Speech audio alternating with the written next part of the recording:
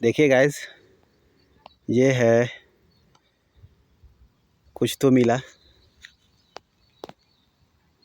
प्राकृतिक रूप से है ये। और अभी बारिश आएगी, मानसून आएगा तो और भी इसमें पानी दिखेगा। अभी तो पानी कम है और इसका गहराई का हमको तो नहीं पता कि कितना गहराई है। नज़दीक में जाके वहाँ पे कुछ लोग हैं, वहाँ पे लोकल जो है 2 जन वहाँ पे बैठे हुए हैं, उनसे बात करेंगे कि क्या गहराई है क्या नहीं है। तो चलिए वहाँ पे चलते हैं गाइस।